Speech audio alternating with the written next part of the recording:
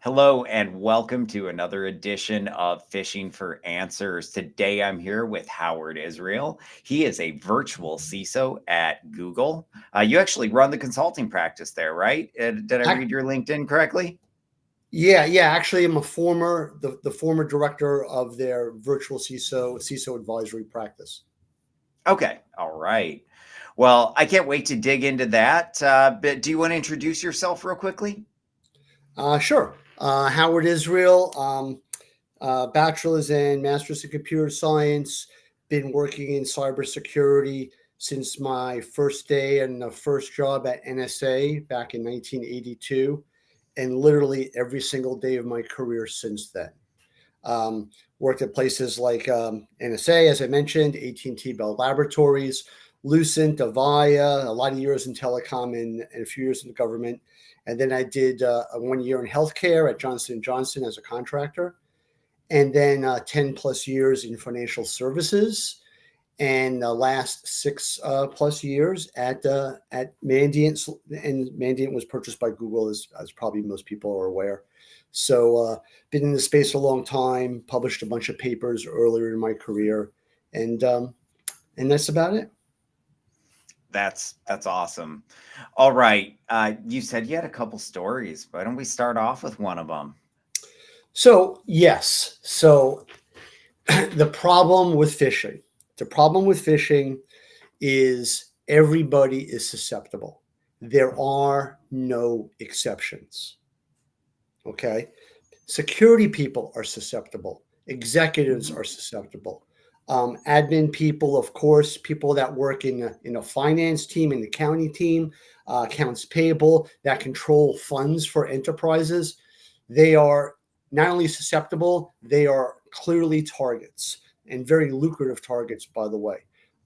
CEOs, chairmen, anybody with authority is susceptible. Anybody with a presence or who is known, a name, a celebrity, anybody and everybody. There is no one that maybe a pet may not be susceptible, but people are absolutely susceptible.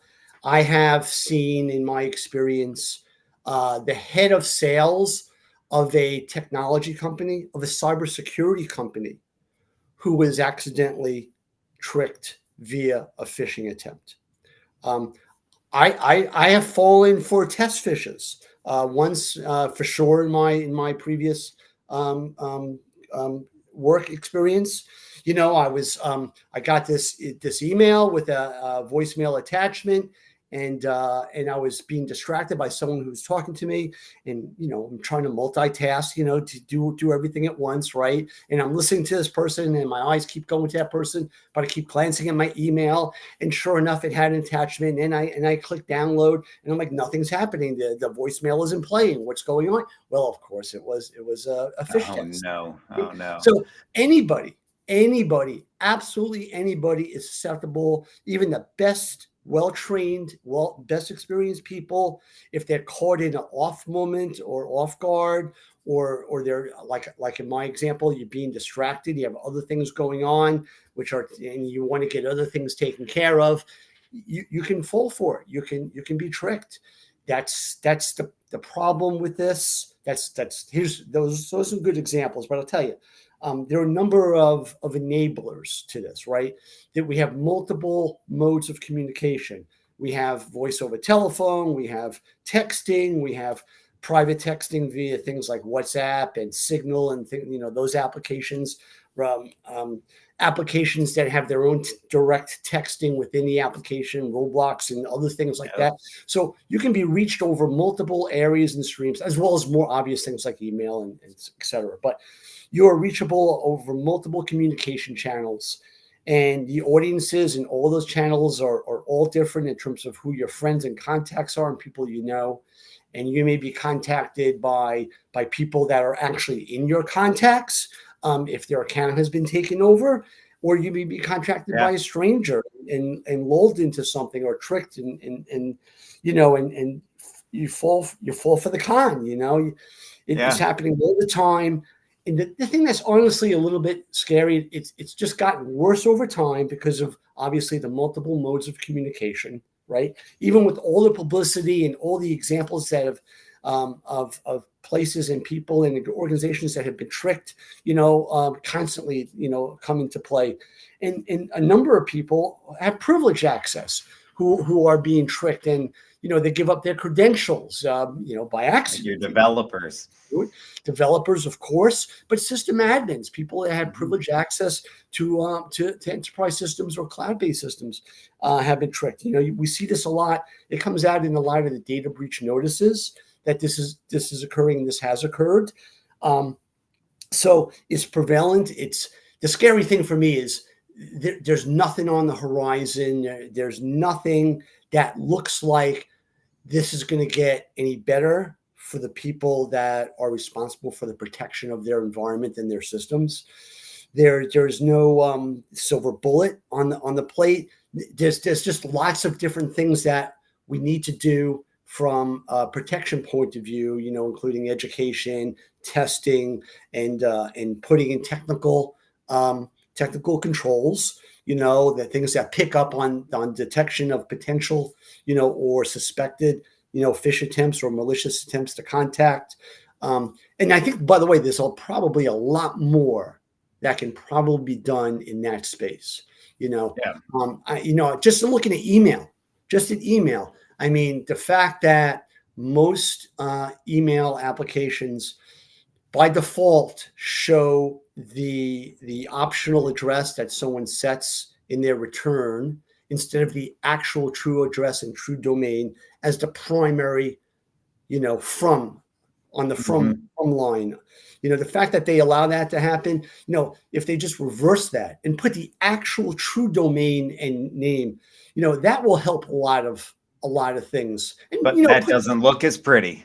yeah, who cares? Who cares? Look, Well, I joke, but that really is probably why it's done that way, because it looks better. I know. And I don't think there's, by the way, an IETF standard or anything that requires that the option one be put first. So, there's a lot of things that we do technically, and I think a lot more things that we do, like the cloud email providers. They could be, checking for domains embedded in emails, links that are suspicious or were just established in the last 90 days. They could do all these checks in the background and alert the reader of the email that this is probably a malicious email because of these reasons. Well, and I think there's a lot of new technologies coming out thanks to some of the advancements in AI. I know, like, for example, we were able to train an AI on how to look for those cognitive biases that are used inside of phishing attacks over looking for the more traditional technical indicators. And that's a product we're pushing to market next year. But I imagine for every idea that we've come up with, there's a million other ideas that are already, that somebody else have come up with, and other ways that they've come up with to identify, to alert the user, all of that. So I am hopeful that, some of the things exacerbating the problem right now could potentially, lead to some sort of solution there. But there's a lot of things we can do as well when it comes to phishing in particular. And, everything from awareness with our people's threat simulation, so they've seen it before and they're less likely to fall for it, over to, the more technical controls of, trying to block it from ever getting there in the first place. And, and then making sure that if they do click that, hopefully nothing happens. I'm reminded, you said earlier, even really, well-trained cybersecurity people are, potentially susceptible.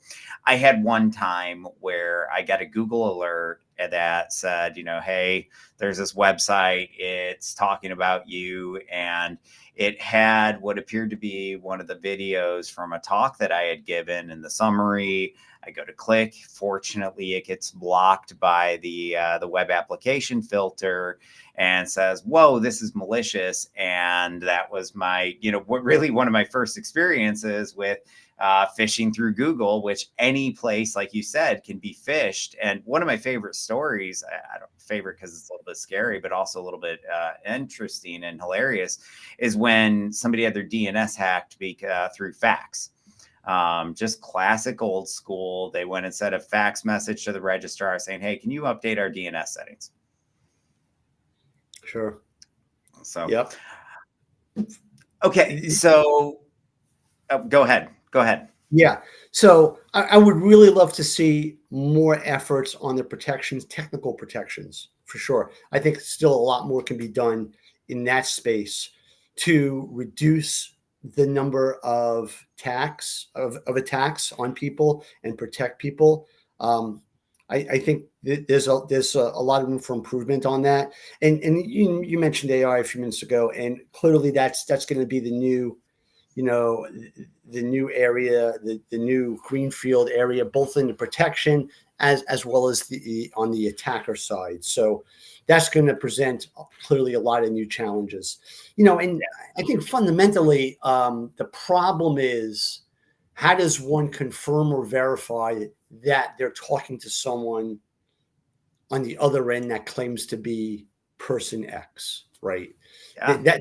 I mean, it's fundamentally a verification problem, which is a big problem. Not A trivial. really big That's problem. hard. That's Yeah. really hard.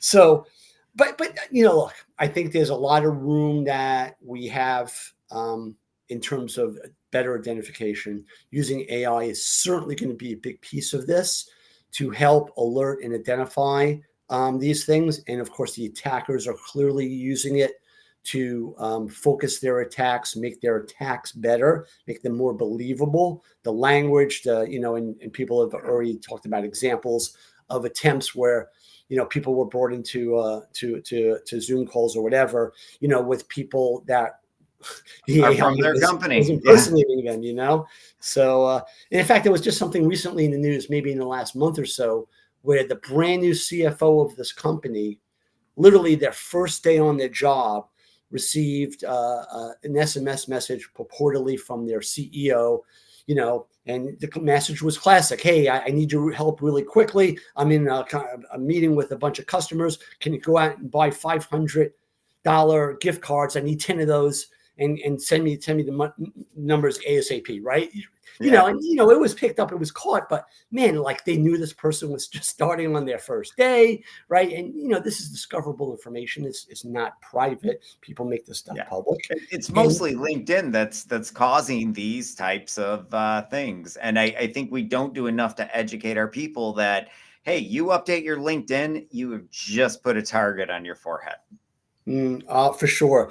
All these social media publicizing things are enablers. They facilitate the attacker in many ways. And people who are less on the technology side, who are all over social media and things like that, I think they're more trusting of things on social media. And as a result, are probably going to be more susceptible to those types of attacks. And we never know where these people are coming from. I mean, the connectivity aspect means that they could be literally anywhere in the world, or even, in outer space, for that matter, on the space station, right? Well, we're already seeing that a little bit too. This younger generation, as the youngest people enter our workforce, they tend to be more susceptible than really anyone else in our workforce, other than our oldest people in the workforce who are close to exiting it. Or at least that's what I've seen. I mean, have you seen that in the places that you've been working with? I haven't seen a pattern like that emerge in terms of my experience.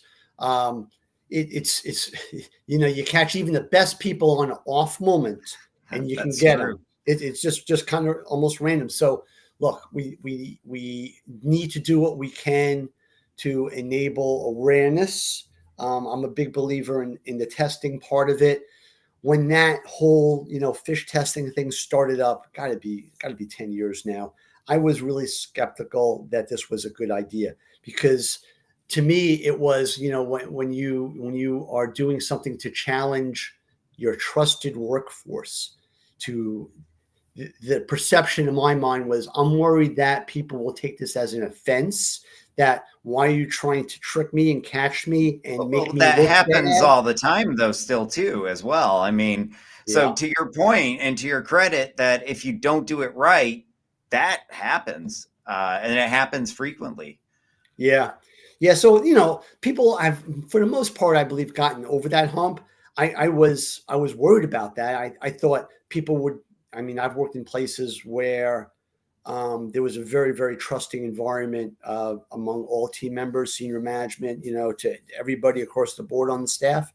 And I was worried that doing this would be considered an offense, considering the culture of the organization and Yeah. the fact that they were based overseas and the culture of that country. I was Mhm. very concerned about this just backfiring in our face if we started this. But if you take precautions like doing proper notifications, set the expectations properly, and let people know that they're not going to be punished. This is not going to be a demerit on their background or anything. But I've come to realize that the testing aspect is definitely necessary.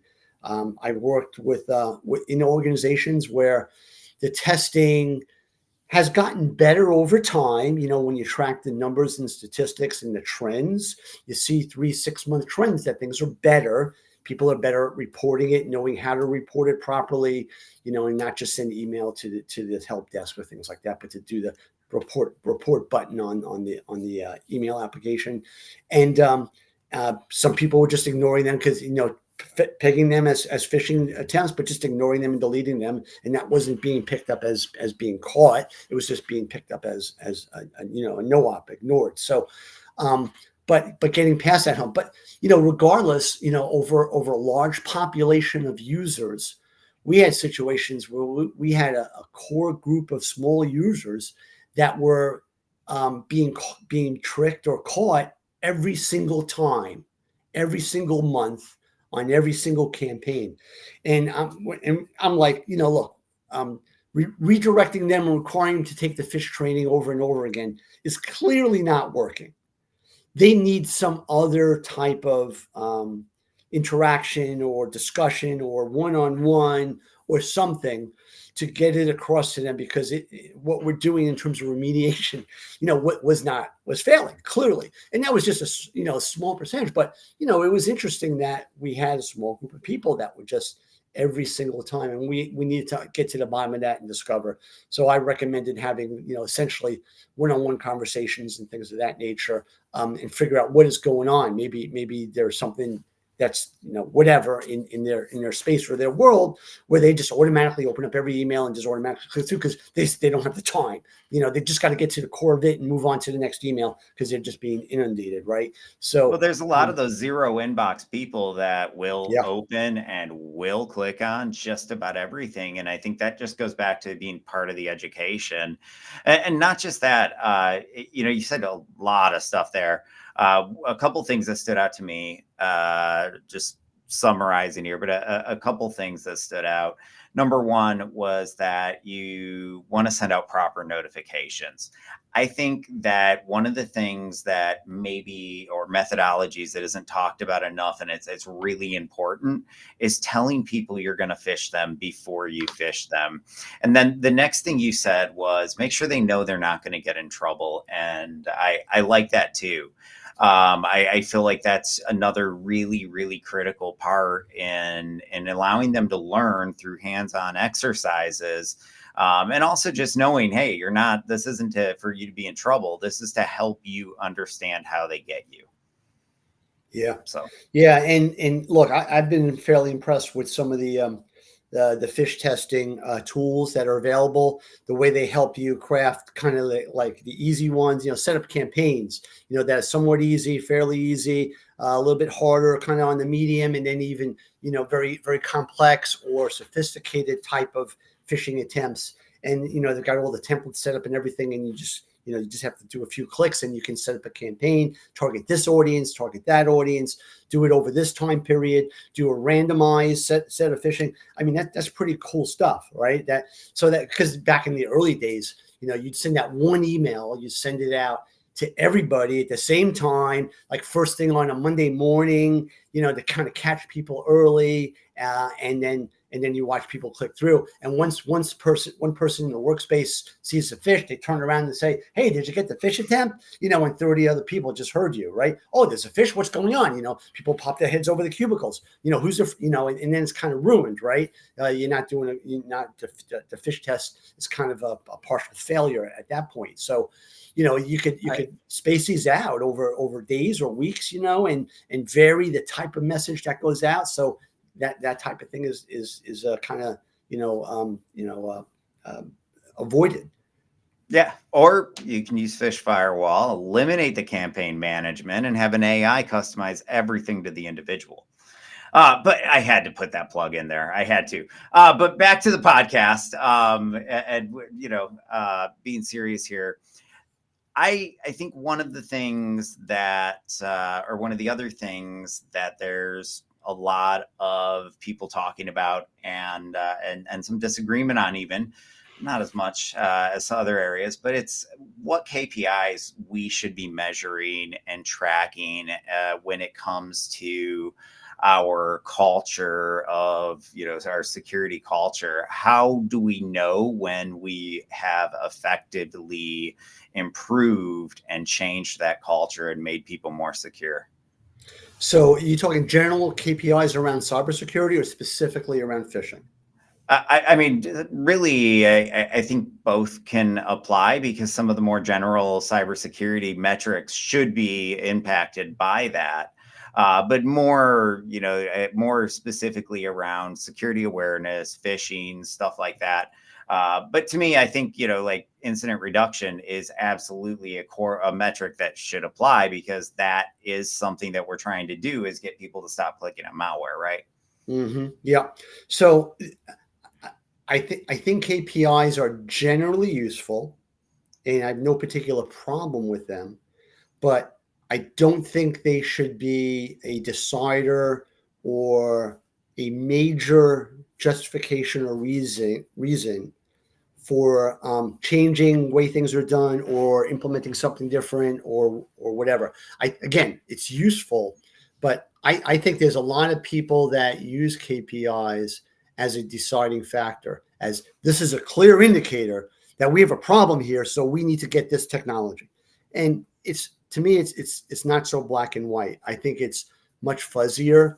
The key KPI that I think says everything is, I want to know if I'm currently being attacked and how many people are attacking me and where are they at. I mean, that's fundamentally the one thing that's clearly the most important thing to know, which is impossible to know.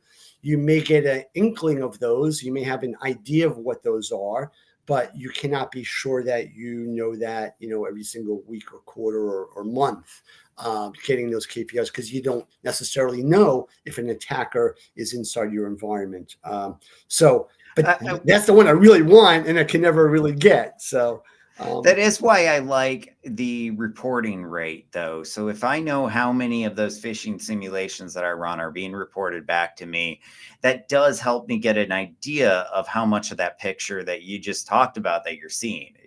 You're never going to get that metric, but you can get a little bit better idea of some of those things that are happening, for sure. Yeah, look, KPIs are useful for sure. Absolutely.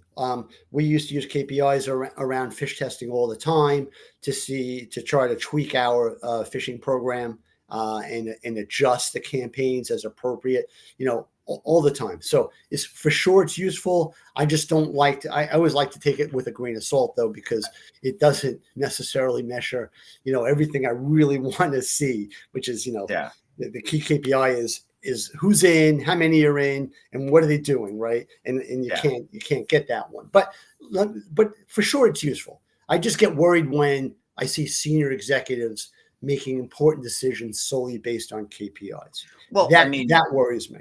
Yeah, and just because that KPI is low or off of where you want it to be does not mean that that tool needs to be replaced. Right. It could be that the tool's not being used or being underutilized, or that we haven't trained the people. Or misused. There's so many factors that go into something like that. And I agree. That's a while back. I mean, I guess it's not as much actively a pet peeve, but earlier in my career, it was something that I saw a lot of, and it bothered me when I would see, those decisions being made on what seemed to be, an improper set of data. Yeah. So absolutely.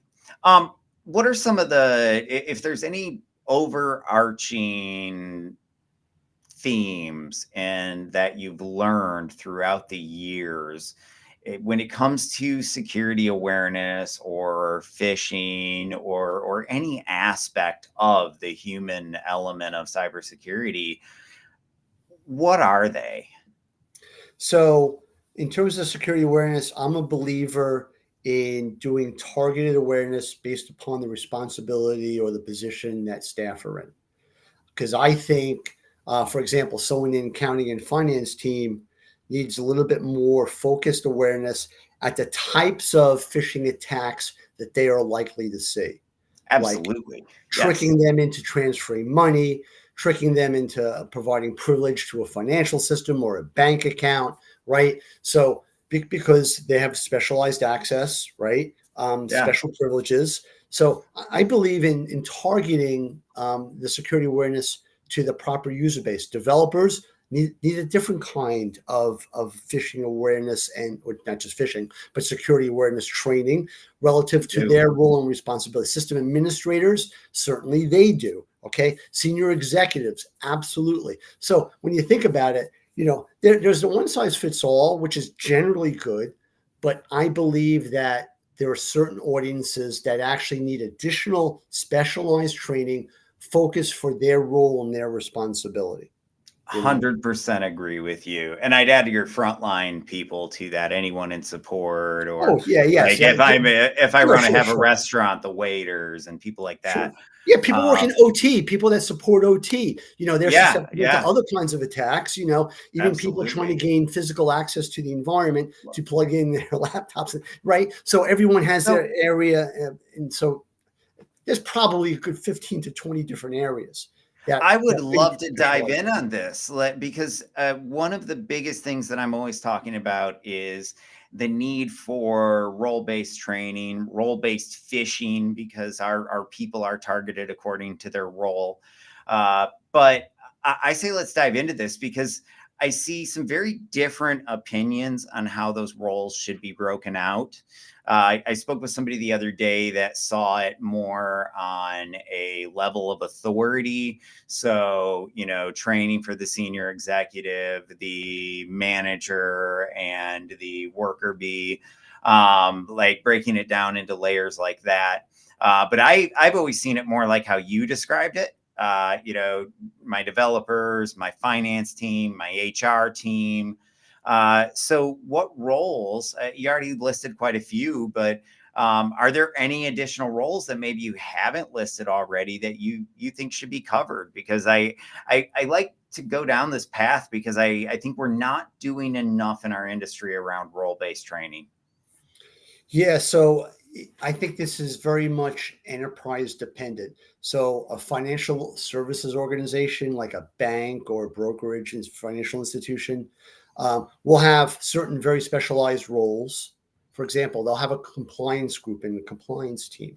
Okay. Yeah. So they may be susceptible to attacks that focus on their area of knowledge, right? That will not exist in, say, oil and gas exploration and manufacturing, or probably not exist, maybe a very small group, but that organization may be much more susceptible to, say, someone trying to attack their IoT systems, right? Their industrial control systems. And it's kind of easy to do that because the vendors often need to come on site with their laptops, and you can identify people that have a lot of OT infrastructure based upon where they work. And people tell you that they're an engineer and they work on this specialized system. They put it all over LinkedIn. and someone from a malicious person can reach out to that person and say, hey, I'm glad I was able to locate you on LinkedIn. I can't get you through my sales contact because they don't know who you are. I need to come in there and do updates to your XYZ system, right? So can I come out there a week from Monday, at 10 o'clock, and I'll probably need to be there for a day or two. So, the guy actually says, oh, okay, we'll let you on. I'll set up a visitor pass for you, but I need to escort you. And if you're there long enough, the person escorting you is going to leave and say, listen, I'll be back in an hour. I got to go do this. Something just came up, and they're just has forever access, right? So that's what inspired me to start this company. I used to do all of that physical security, the in-person social engineering, the phishing, you name it, network pen testing, web pen. But it was specifically the social engineering aspect that inspired me, because it didn't matter what companies did. They were still vulnerable, to your original point there. And it wasn't just phishing. I mean, phishing gets all the media and all the hype, but it may be phishing that lets us in. But honestly, most time I didn't even have to fish, because that was harder than guessing people's passwords, which I could do to get into most places, because they didn't have MFA and they didn't have a good password policy. But if I did hit fish, and if phishing does let them in, it's the mistakes of IT after that lead to the hacker being able to get full access to everything. It's the defenders not staying up with the MITRE attack framework that lead to them being in there for 90 days without being discovered, and other things like that. And so, human error to me is very cascading. And I hear all these different stats where anywhere from 90 to 97% of all incidents start with a phish click, or start with human error rather. But I would argue 100% start with human error. Even the technical ones started with a developer writing bad code. And that's why I think human error, and in particular that role-based training, is so critical. Yeah. So I think the tech has gotten so good that it's just easier. The attack vector is easier through the human, right? So that's where we're seeing more successful attacks occur through that vector, through that avenue, because it's harder to defeat the tech, right? Not that it's impossible. It's just gotten harder. All right. So I think as a result, path of least resistance, that's what the attackers go for. It's just easier to trick someone into divulging their MFA password or their code, than it is to try to break the system, right? So, Or the big one now, consent phishing, getting somebody to click authorize, and that bypasses your MFA. Yeah. Yeah. So for sure. And so, look, encryption is technically very difficult to break, providing everything is done right from the technical side. It's just easier to get around the encryption just by getting to the clear text thing of what message or text or transaction or what you're trying to do, through a susceptible endpoint just outside of the encryption channel, right? So and your access becomes the hacker's access.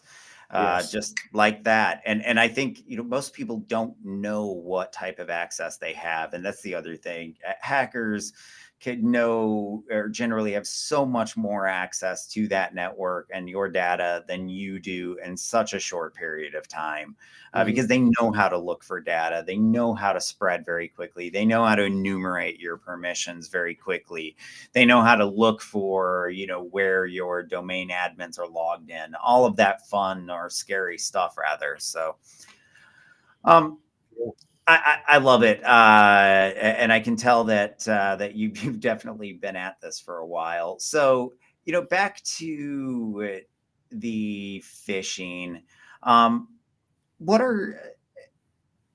are some of the tips that you would give around running phishing simulations to tie back into that role-based approach that you were talking about?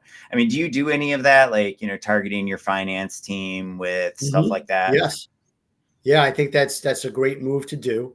And I think, for example, when you're doing a targeted, phish test, those people should get special training beforehand about things that they are in particular susceptible to in terms of attack. So you should be educating them about the types of messaging, the avenues, what the messages will likely want them to do, like the accounting finance thing, because it's so easy, right? They want them to trick them into giving access or to a special financial system, or to send money or something comparable of value, or to sign off and approve, like a purchase rec or a purchase ticket, or something that they have privilege to do. So they should be aware that those things are in the real world going on, and that they are potentially susceptible. And the fact that, they're out on social media, LinkedIn, people know where they work. People know that they do accounting and finance. People know they're a controller or they're accounts payable clerk or whatever. And that clearly says, how to target those people. And you should educate them well, to let them know that this is the kind of thing that people will likely try to do to you. And they'll give you the sense of urgency in the message. They'll make their request very pointed. It'll sound knowledgeable about the system that you work on. Look, most accounting and finance teams, they give remote access to their external accountants into their accounting systems. Right? They do, yeah. So that's an avenue attack, is someone spoofing their external accounting provider and say, hey, we have new people coming on. Can you please give them access? They'll need access for 2 weeks while we do a regular audit, and here's their names and their telephone numbers, so you can send them, a MFA code or something in their email. Right. So, this is not hard stuff to do. And it's just a matter of percentages to, if it only works 5% of the time or 3% of the time or 12% of the time, you just need to do this enough to enough different environments to get through. And, there are some corporations that literally have thousands of people in their accounting team, right? In their internal accounting team, so yeah, right. Some just have one, right? But there's some that have thousands, right? Well, no, I'm saying it only takes one. It only takes one. Yes, for sure. Yes. It only takes one to get through. So, look, I had a situation. Here's a good story. Had a situation where my accounting team picked up on a phish email, right? They reported to me. I was the CISO for the Americas team. So this happened in the Americas environment. Someone on the Americas accounting team reported to me. So I'm like, this is the first one I've seen occur. Yeah. Right. In my experience at this organization. So I forward this on to the global accounting team, much larger team globally. And I got a response back that says, well, this is no big deal. We get this all the time. So I'm like, wait, you get it over there, but you didn't tell your accounting team over here that this was happening to you, to at least get their awareness up a little? I mean, how could you do that? I mean, at least internally, you gotta let them know, right? So I'm like, no, you can't just ignore this. This is a learning moment, right? If you're getting these on a regular basis, and now we're starting to get them. That was like I saw it as a kind of a gap here, right? You can't keep this a secret. Seems like an opportunity to update that incident response plan there. Well, they would just say, oh, we get this all the time. It's reported. We ignore them. We tell people to ignore them. I'm like, well, when you have your regular calls with your staff meetings globally or your senior managers, did you make them aware that you got this stuff and this is occurring? So we weren't the only accounting team in the world that was outside of the headquarter region. There were other ones. Yeah. They ought to know about this also. And the cybersecurity team on that side ought to know about it also. So, for me, it was an education for them. I think that's all the more reason that metric of how much are people reporting is so critical, because the higher we can drive that to 100%, the more we know we're getting all of those real fish. And when we get those reported back to us, we can do exactly that. Hey, this department in this location is getting hit a lot with this type of attack. We really want you to be aware of this before it hits your department. And I think it's that threat information sharing that helps us all be more resilient against these types of things. you hit on it earlier, artificial intelligence, it's Yeah. bringing a lot of new opportunity and threat to the picture. Uh, what do you think we need to be educating our people on when it comes to AI in order to help mitigate the risk and really just update and modernize our security awareness training? So I think what needs to be done is a set of examples or maybe a library of attacks that utilize AI should be collected as examples to show and educate people how AI has been used in the real world, not just hypothetical or theoretical, successfully or maybe not successfully, in terms of again upping the attacker's game in terms Yeah. of how they construct their attacks and how they execute their attacks, so that people become aware that there's just new ways. It's not just the old standard email with bad spelling from an obvious, cloud email based account, not the trivial examples that are occurring anymore. They're getting much better, much more sophisticated, and better at being convincing. So it's all Yeah. about convincing the victim that they're being communicated by someone who's trustworthy, right? So Yeah. um, those examples or that library of techniques and attacks that are occurring, I think, serve as a good base for new rounds of education and awareness to let people know, because people are just not tuned into that specific specialized area of what's going on in cybersecurity, right? So we have to make it easy for them and collect those and use them as teachable moments, right? Yeah. There's value there. Oh, I completely agree. I also think, though, that another thing we need to be talking about is just privacy in general. I know a lot of companies are creating internal AIs.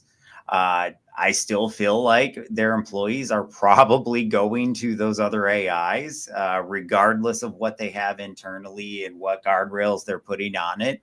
Yeah. And so I really feel like it's blowing up. Like, I mean, we just did a security awareness month video, right? Where we had an AI create lyrics to a pop song about cybersecurity and AI specifically enough. But then we had an AI actually make the song, which you could barely tell the difference between a real person singing it and this AI. And then we used a different AI to create a deep fake of for our music video that we put with the song. And it was all to sort of demonstrate just you can't always believe what you see. But I think that as people learn about AI, they're going to want to play, and that brings a lot of risk, particularly with these AIs that are really good at crunching data and can do the Python calculations. Well, oh, that's real tempting now for me to upload this big data set there and potentially expose it. Yeah, there's a lot of things that are just being uncovered now in terms of these capabilities and certainly the risks. So I like the way you pointed out the risk that AI poses, because um, there is no technology I'm aware of where there isn't risk involved. Yeah, Okay. absolutely. And this actually occurred to me about 5 years ago. In fact, related to AI, before AI became a thing, when I never thought there was cybersecurity issues with respect to AI. It never occurred to me. I've been working in cybersecurity a long time. I have two master level classes in AI that I've taken, but somewhat many years ago, right? But I never considered AI to have any kind of cybersecurity risk. And an issue occurred maybe 4 or 5 years ago. This was well publicized in trade press. This is where I learned it, where Microsoft put out an AI model and they allowed anybody to upload anything in it to train it. Well, they welcomed people to train it with anything they wanted to. So a bunch of AI uh, people very involved in the AI industry, in the theoretical sense, I believe at universities and in some AI companies, decided they kind of ganged up and said, let's train it to be a bad AI system. And they essentially turned it into a fascist by uploading all this fascist raw material. This was well publicized in the press, Yeah, and yeah, they turned it into a fascist AI system. And it was like, and that kind of like was a aha moment for me in terms of, wow, I didn't think of that. Now I know a lot about AI, but I'm not an expert. I don't consider myself an expert in AI. And it didn't occur to me that somebody would even do that. But it occurred to the AI people that they can do this, right? So yeah. this is now okay. So this is a technology that was my aha moment for any technology that's out there can potentially be misused or used maliciously for bad or for evil or by an attacker. That was it for me. Because after Yeah. that, I was like, well, anything, any application, any mobile application, any cloud-based application, whatever you're creating now, and think about how it could be used, misused, abused, or used maliciously Well, or attacked. and we've even seen model poisoning attacks, before these large language models and some of the Yeah. more modern attacks that we're seeing, where the EDRs had these poisoning attacks from nation states so that their malware would not be detected. So, I mean, it is interesting, all the different stuff we see. And then there's the regression attacks that, I assume we're running against like Falcon. And then I assume that, all the foreign intelligence groups are running against ours, right? What sensitive information has been uploaded to these things? So I mean, it's just fascinating. And I think we're only beginning to scratch the surface to truly understand every bit of how AI is going to change our day to day, change, the education, how we need to approach our employees. And I really just think change our departments. I mean, I think we're going to really start seeing it in 2025, where companies don't hire as much and they rely more and more on AI to do more with the people they have. Yeah, that's my belief as well. Um, I had a situation just over a year ago where I was in a car with a relative, and this relative was concerned about the impact of AI on one of her daughter's jobs. Her daughter is a graphical artist, Ooh. and it was pretty clear when I had this conversation with this relative that look, I said, here's what I think the impact is going to be. I think it's going to be much easier for her to do her job quicker and faster and better. So as a result, if a company has, say, 5 graphic artists on staff, well, maybe with AI, maybe they only need 2. Those Yeah. two, those two next year will be able to do the work of the 5 they had last year, right? Because once people get used to it, learn how to Mhm. utilize the capabilities, get trained on it, get better at it, it's going to be a game changer for a lot of people in all sorts of jobs everywhere across the entire range. And my guess is probably more impactful on white collar than blue collar. But I don't think anything is exempt from impact. Well, because we're already seeing these humanoid robots. Elon had his thing just yesterday where they unveiled the humanoid robots. I honestly, there's another company that has more convincing, scarier ones. But it's only going to continue as we go down this path. But I agree that at least right now, it's far more on the white collar side of things. And that example of the graphics designers and shrinking the team from maybe 5 to 2. I think that the takeaway for people there is, listen, the 2 that are going to stay are going to be the ones that learn how to use AI. The 3 that are going to fall by the side are going to be the ones that, refuse or buck AI, because it's coming.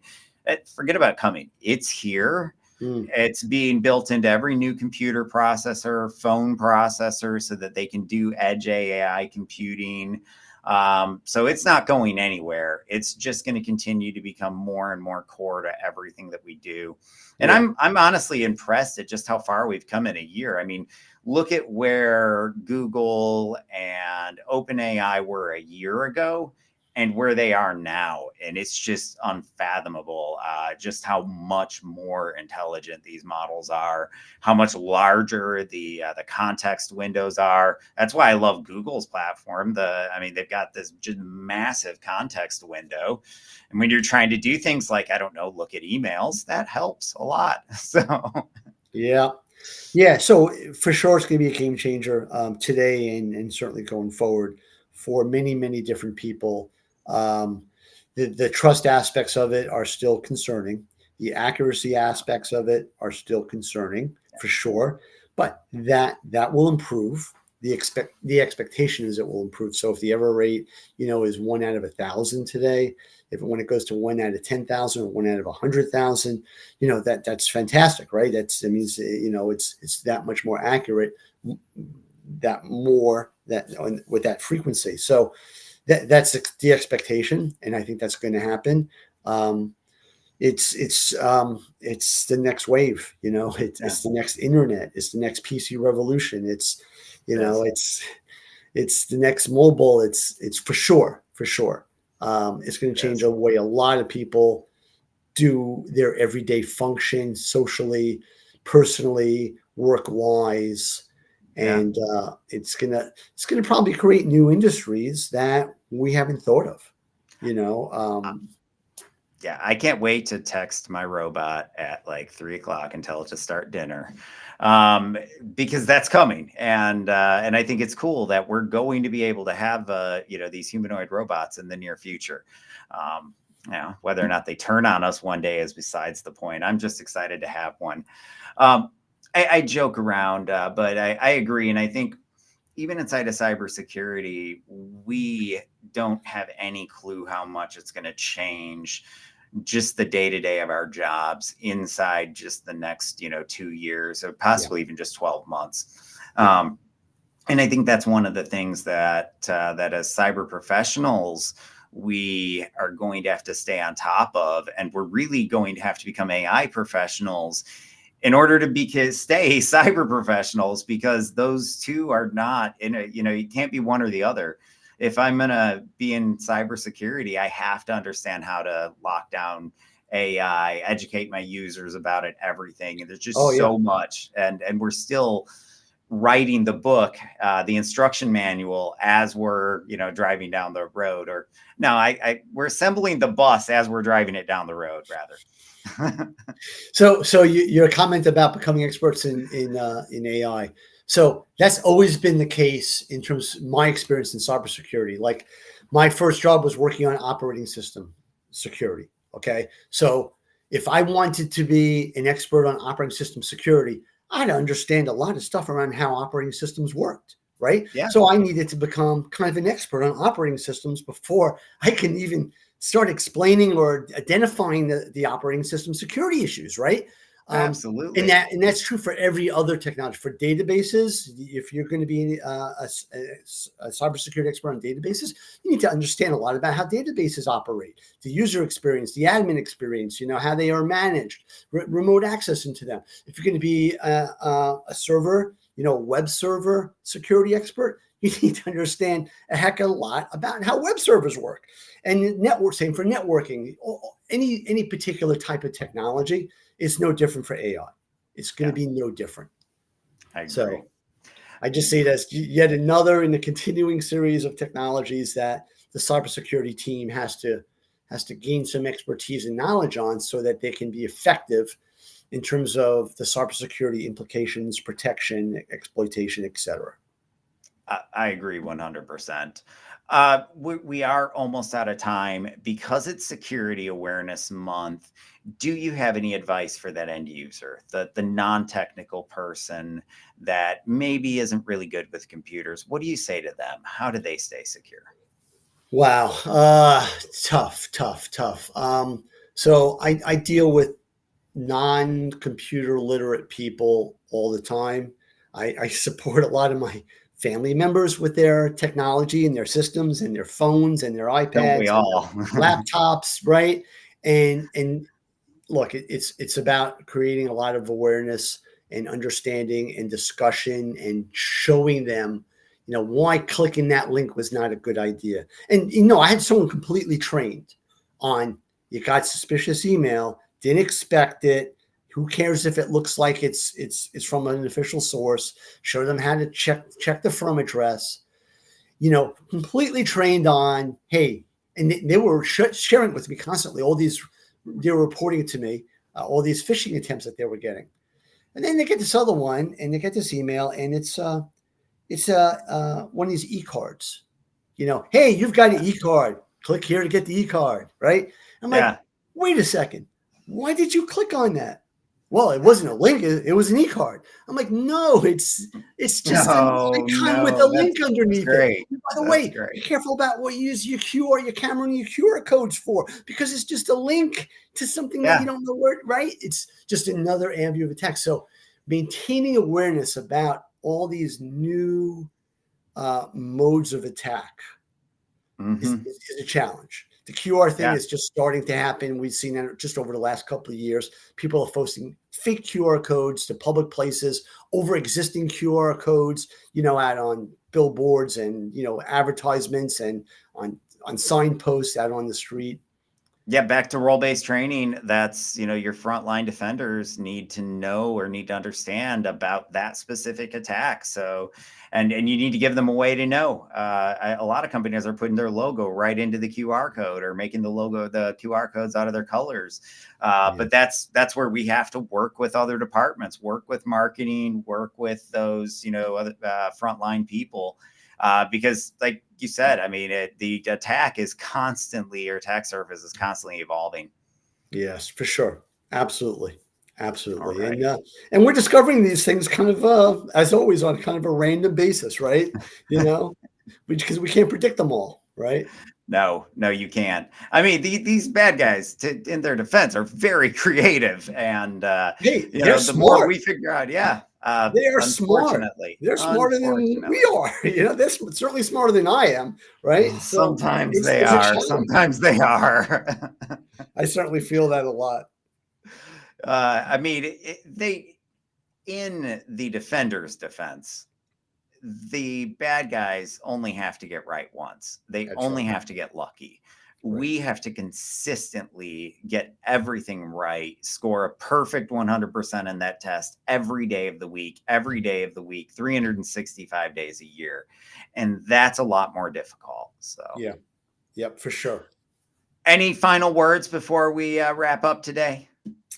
Well, just stay vigilant, or vigilant, I should say, the right pronunciation. What is it? Be vigilant, be suspicious. I do the same thing. I say that, make that, I do you just gotta be. You gotta be a little bit up your level of paranoia. It helps to be paranoid in this industry.